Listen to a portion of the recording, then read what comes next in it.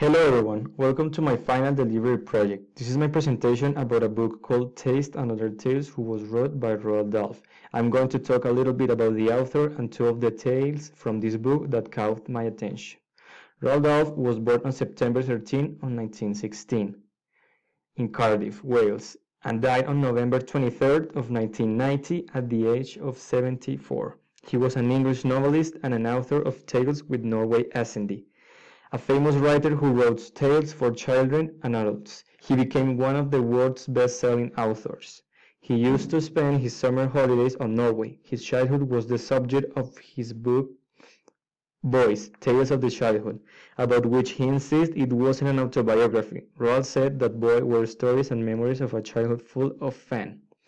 At the age of 13, he was educated at Repton School in Derbyshire, where a chocolate factory used to send boxes with new products to the school to be tried by the students.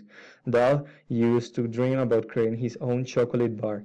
This was one of his inspirations to write his second book for children, Charlie and the Chocolate Factory.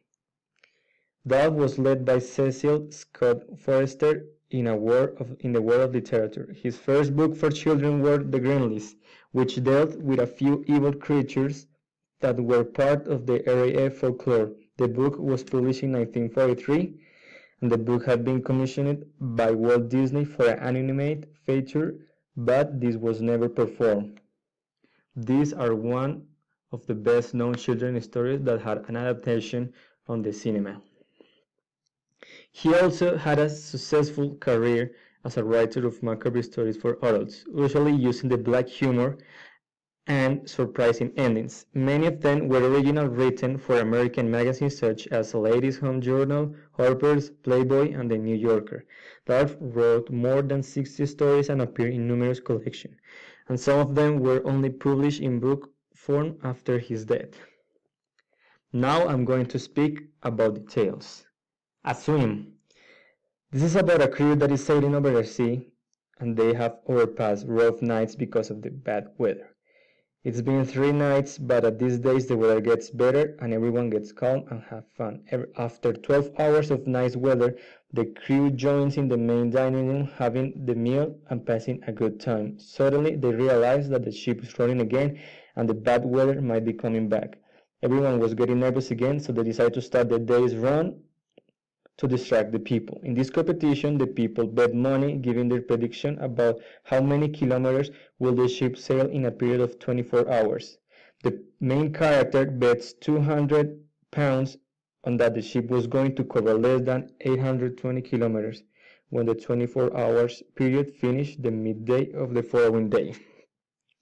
But the next morning he worries because the weather had improved and the ship was going faster than he had expected, and all the money he had bet will have been in vain, and his wife will be really mad at him because he bets 2 years of money savings. So he decides to jump out of the ship to delay the journey, but no one noticed this. The main characters are William Boutable. He's a pretty purposive and risky person. The old woman, this is a character that is very lazy and distracted. She didn't care about Boutable's situation, and she probably could save his life when he jumped out from the boat. The auctioneer, one of the characters who was in charge of the runs day, the ship competition. The major theme of the story is the concern of Boutable about losing that huge amount of money in the ship competition. And some of the conflicts are the bad weather, the instability of the ship, the possible loss of money from Boutable, and his life in danger. Lake Lamb. This is the second one. It's about the murder of a policeman by his own wife.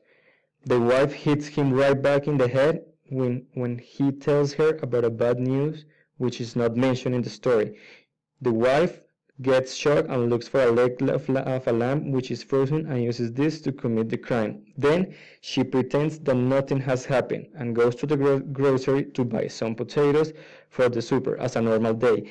When she returns to her home and sees the dead body of her husband, calls the policemen, who are actually the partners of her husband. She already knew them.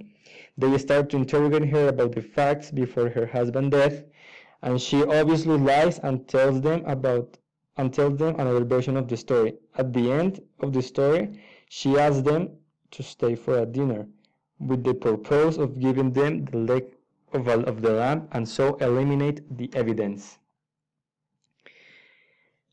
The main characters are Mary, the murderess of the story. She killed her husband with a leg of a lamb, and this Vice, the policeman. She's a crazy and a dangerous woman. Patrick, the victim of the story. He is murdered by his own wife, and he used to be a policeman. We don't know much about him. Jack, one of the policemen who interrogates Mary, and is actually the closest friend of Patrick. The major theme of this is the murder of Patrick, and some of the conflicts are the loss of the main evidence, the naivety of the cops, and the strategic performance of Mary. I really recommend this book because I think that have great stories with an unexpected ending and leaves you a moral message that makes you think so much about how the people act in critical situations.